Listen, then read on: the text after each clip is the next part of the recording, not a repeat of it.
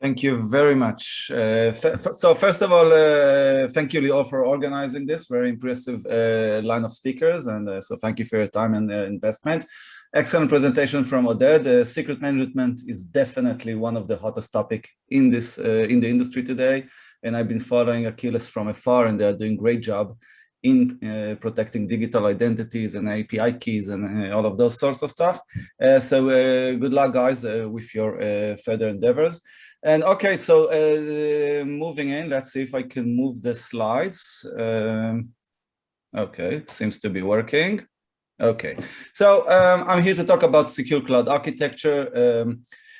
Just as an introduction, I've been in information security for the last 20 years, but I'm here because in the last 10 years, I've been specializing in cloud services. This is because I was involved with too many startups. Some of them were successful, some of them were less successful, but one thing was common to all of them. About 10 years ago, we moved to the cloud, and it's really changed the way that we deploy applications on cloud. It's really changed the ways that startups are behaving. We stopped stealing computers from all our neighbors and family members, and instead of that, we started building stuff on the cloud, and it's really it's resilient infrastructure.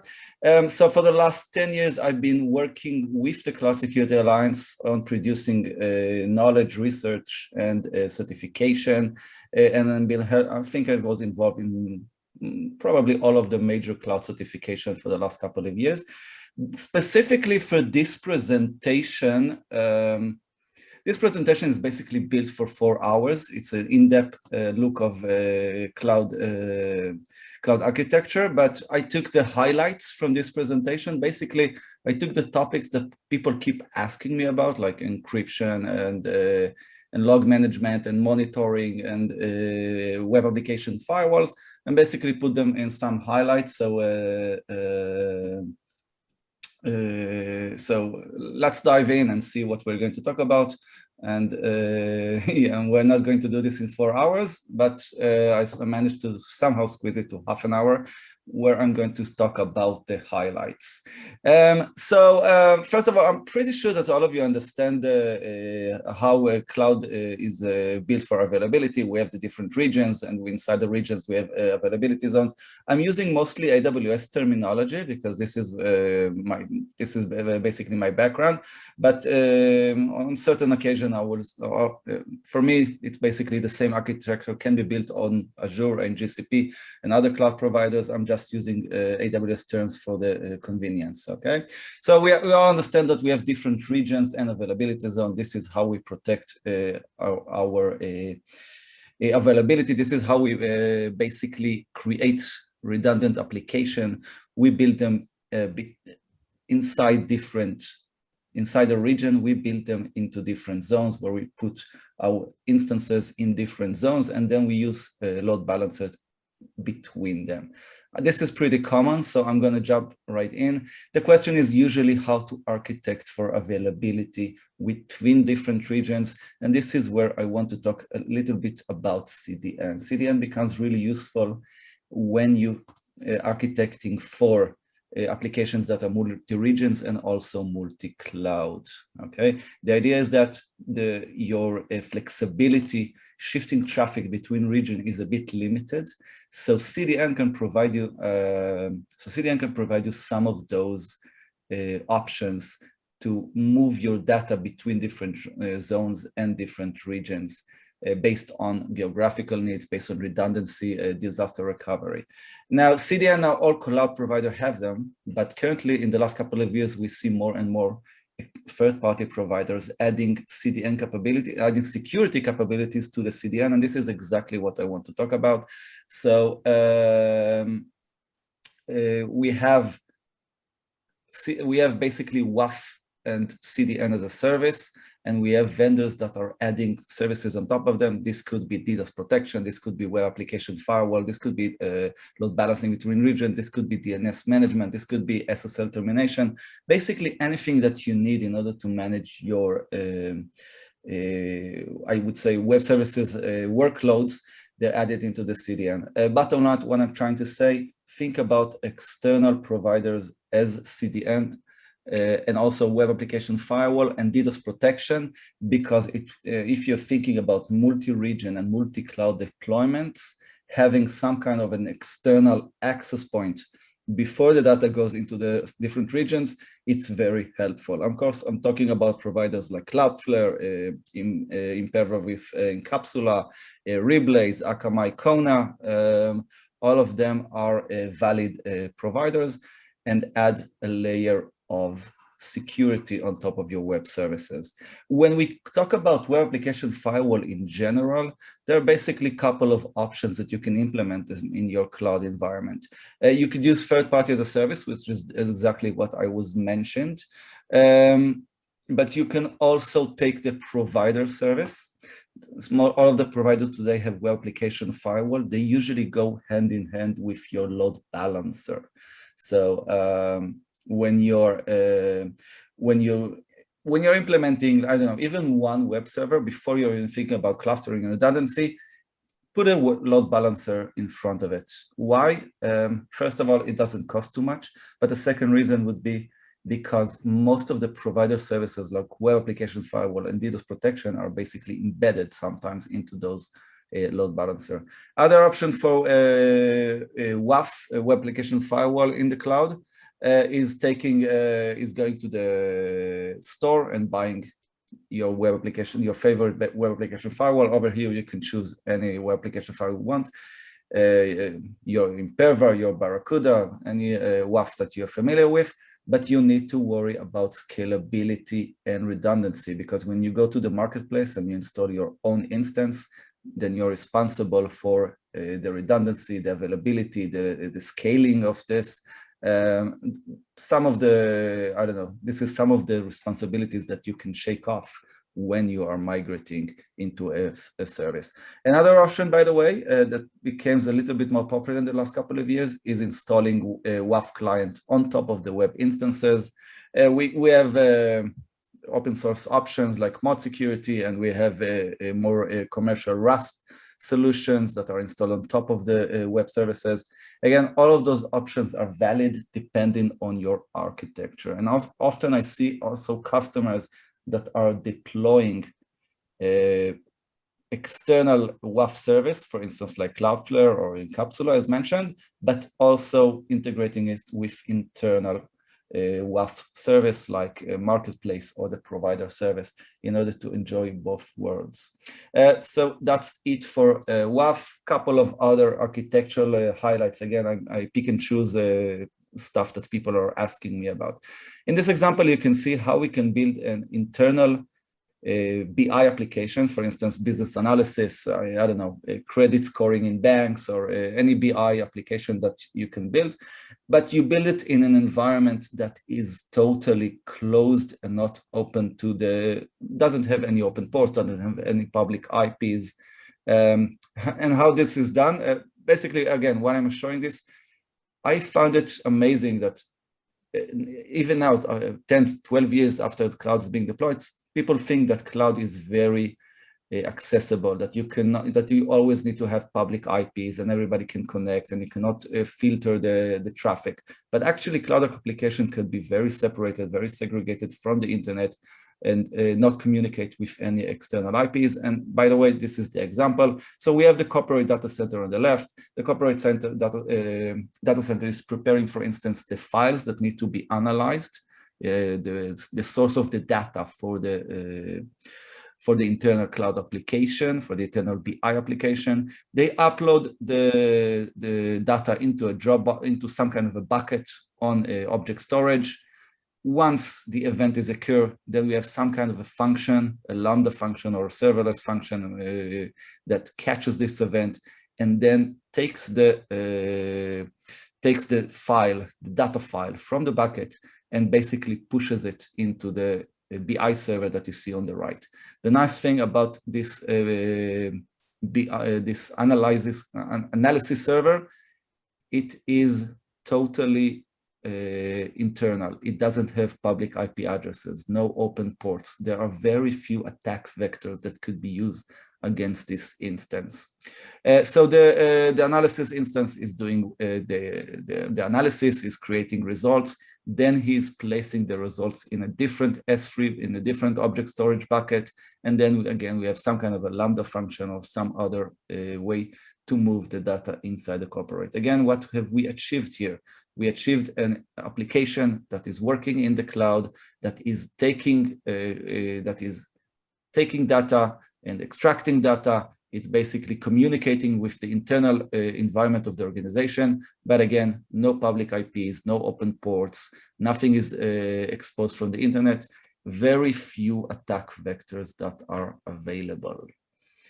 Okay, one of the terms that you will meet a lot in the cloud is limiting the blast radius. What do we mean by that? When something happens, how can we limit the effect of the incident? For instance, let's say that all my cloud environment is based on one account. Then if something happens to my account, I lose access to all my instances. There are various stories where this shit really happened. Bottom line, we achieve limiting blast radius by creating different environment, different VPCs, by connecting them with specific permission. We call it networking network separation, different networking with different networks with firewall separation between the firewall and security groups. We also limit the blast radius by using different identities, different roles. We are all familiar with those. In cloud environment, we can also limit the blast radius using different subscriptions, as they called in Azure, or organizations, as they called in AWS. And the idea is that organization is creating different accounts for different business units. And inside this account, they create different identities. And what you see here is basically class security alliance methodology of how to create the permissions of those identities. For instance, the root account, root account, the problem with the root account, we mean root not as in Linux, yeah? Root account is basically the primary cloud account. The problem with root account is that you cannot limit the permissions. This is why we are not using it. Best practices are attach the root account to a multi-factor authentication hardware key and store it in a safe. You're not going to use it. Then we're creating the super admin, which is the admin that we're going to use in our everyday life. The super admin can manage everything except from a couple of pillars that we want to keep separated. Which one of those? The identity and access management administration. So if somebody managed to get access to the super admin, he will not be able to add sub-users or sub-accounts. This is some of the insights that we gained from other attacks, where we blocked the user that the attacker was using, but he already mentioned to create additional users for himself. So identity and access management is managed separately. Billing is managed separately. Why is that? Because often in cloud environment, my first indication that something is happening is the billing. Why is that? Because often the first thing that the attackers are doing when they gain access to an IaaS environment, they're launching 20 servers somewhere that is unnoticed, like a region you're not using, and then use it to mine Bitcoin. Exactly, Peter. And the first insight, the first indication of that is the billing. So again, billing is managed separately in order the attacker will not be able to close the billing alerts, to terminate the billing alerts. And of course, we often have in each organization some kind of a security monitoring account that has read-only access to all other accounts in order to, again, access to logs and monitor. Again, this should be separated from those super admins. And of course, everything should be managed in different organizational units. This is all basically cloud provider topology. What I'm saying is, when you migrate to the cloud, think about your subscription/organizational structure. Moving on to data security. So we have basically different storages in the cloud.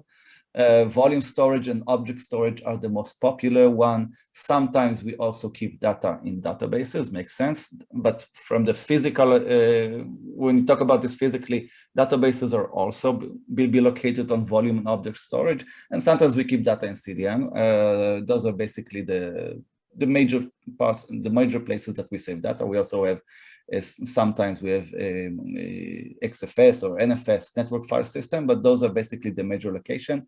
Understand the different option when you're planning for data storage. Different storage types has different encryption capabilities. Not all database services can be encrypted. Object storage has its own pros and cons. It's most of the incidents are on top of object storage, so deploy hard governance. When we talk about encryption, and Oded talked a lot about keeping the keys, I'm going to talk about encryption for a second in general. Encryption is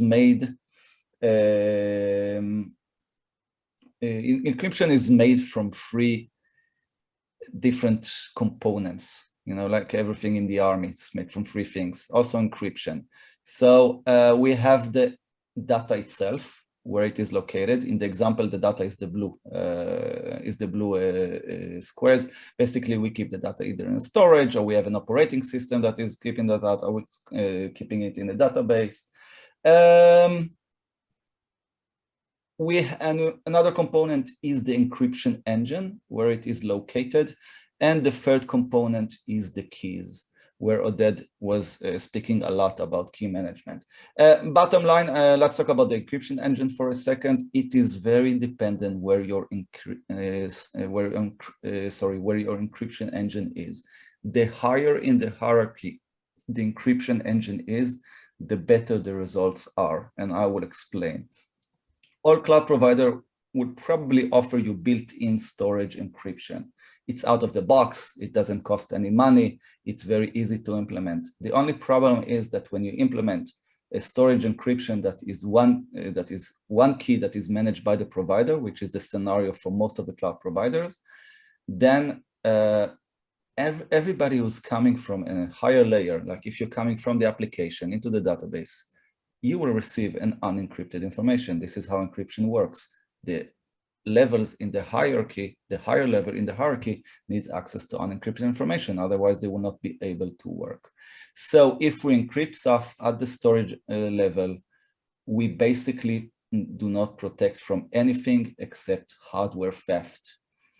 And I don't know how well you're familiar with cloud provider, but the mature cloud provider has very good physical security, better than most organizations. So I'm not really worried about hardware theft in those environments. So what I'm saying is basically the storage encryption that most of the cloud providers are offering by default. And also storage encryption is basically adhering to every regulation, because regulation mostly is not talking, regulation are not talking about the location of the encryption engine. They just settle for the fact that the data is encrypted regardless where the engine is. So storage encryption is great for complying to regulation. It is great if you want a cheap solution. It doesn't really protect your data.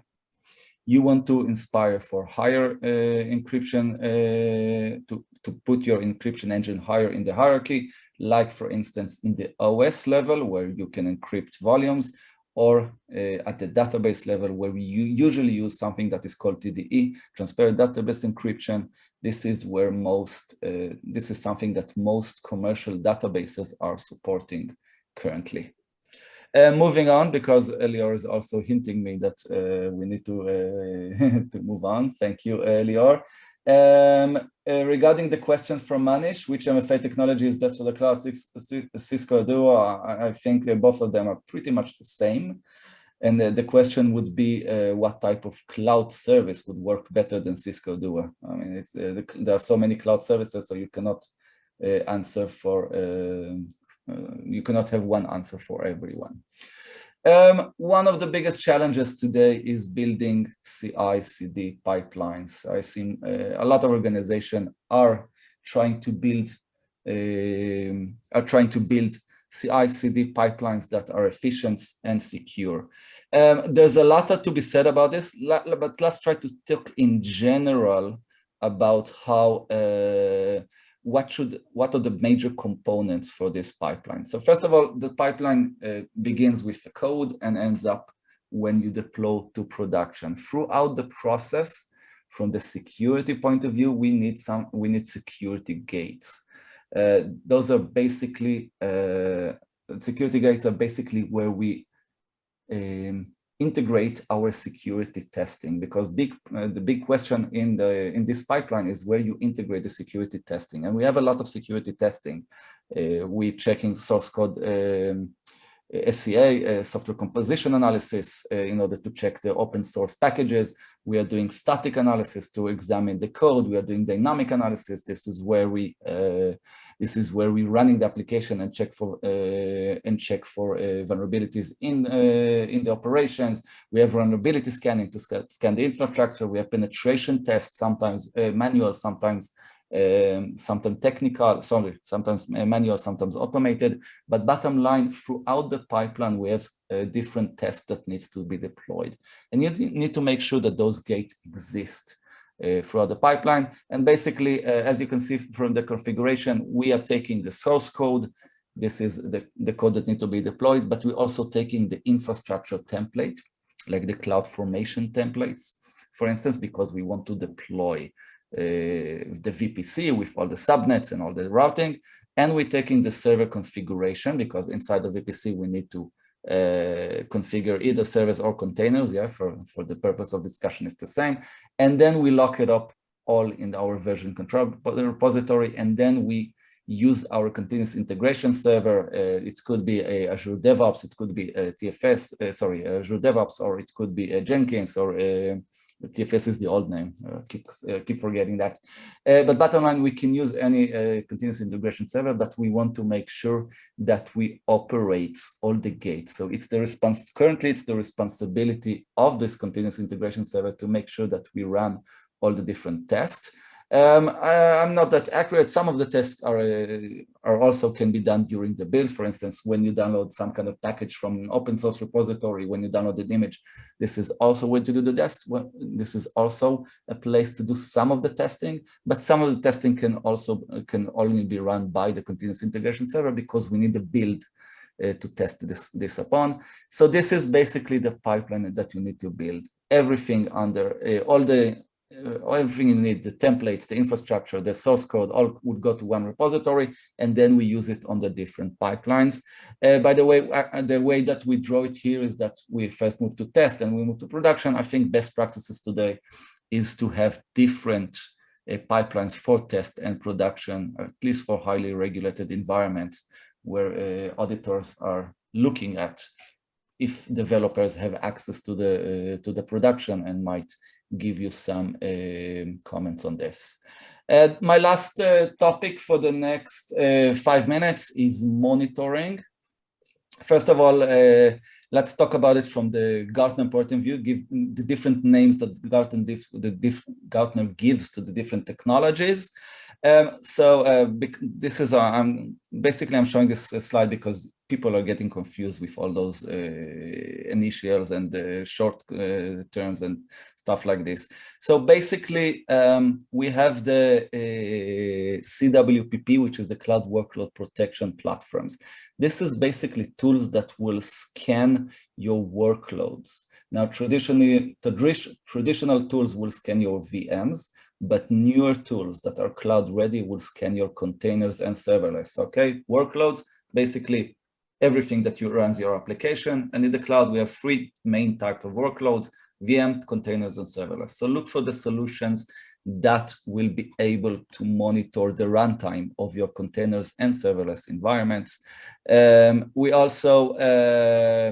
have part of these tools is traditional vulnerability scanning, additional features for images scanning and stuff like this. So this is CWPP, and we also have the CSPM, the Cloud Security Posture Management. This is more about protecting the management dashboard of the cloud. Check for compliance, checking for misconfiguration. For instance, if you have a bucket on your object storage that is open to the public, if you have users that are not open to MFA, if you have API keys that are not being used, CSPM will be monitoring all of those. Now, those 2 technologies sound a bit the same, and they are a bit the same. I mean, the companies that are doing CWPP has started doing CSPM, and companies who did CSPM started to do CWPP. So now Gartner puts them all under one category, which is the Cloud Native Application Protecting Platform. And this is the name that they will be using in the next couple of years. Bottom line, companies like Dom9, Wiz, Lightspin, Palo Alto Prism, all of those fall into those categories. Okay, and the last technology that is here is CASB. I think CASB is a little bit over the top now. It's not something new. Most of the large providers now have them built in. It's now a bit of a commodity.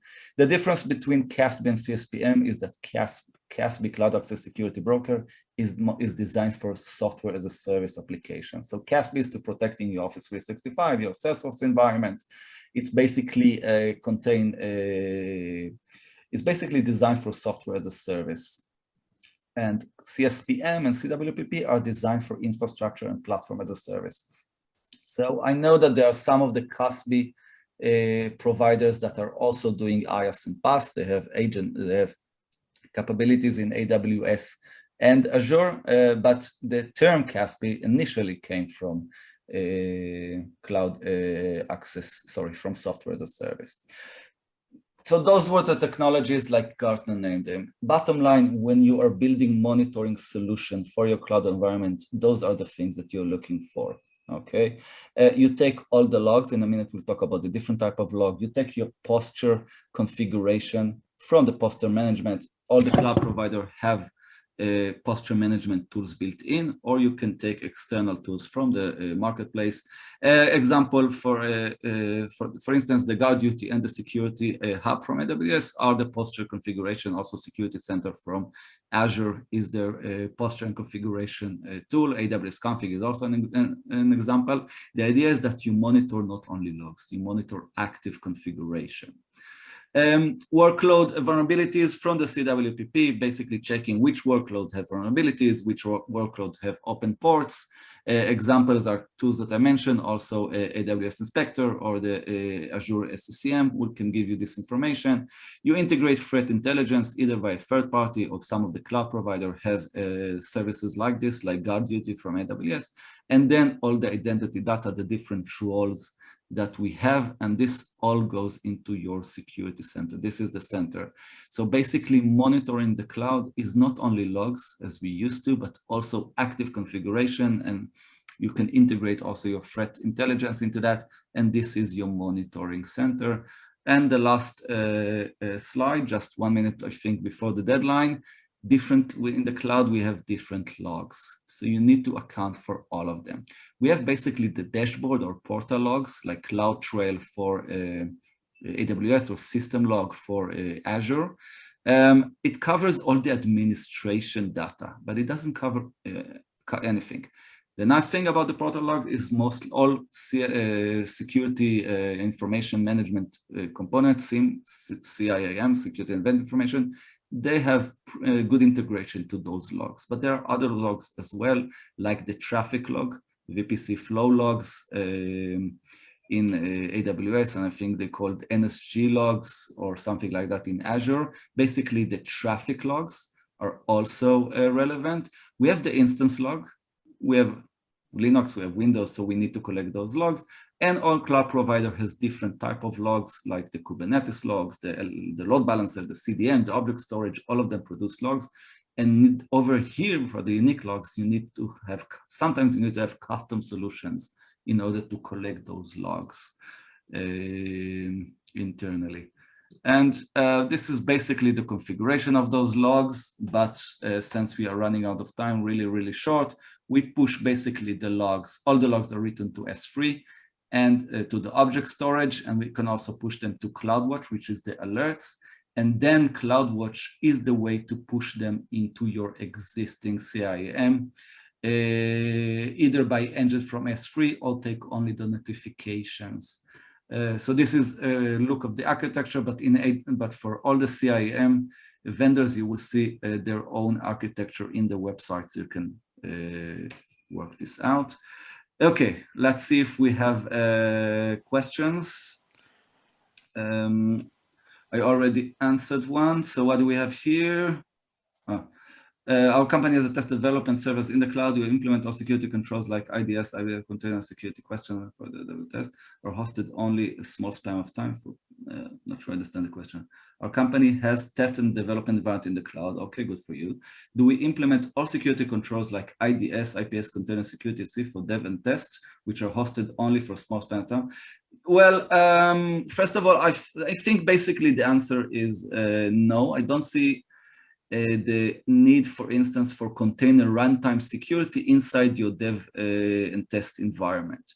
With that said, there are other tools that, for instance, can check for malicious container images, and those are important to implement in those environments, again, because you don't want a messy image or a malicious image to go into your environment. So the question would be what type of container security, of what type of solution. Runtime, less important, but solutions for building the application correctly, like image scanning, are definitely should be also in the pipeline.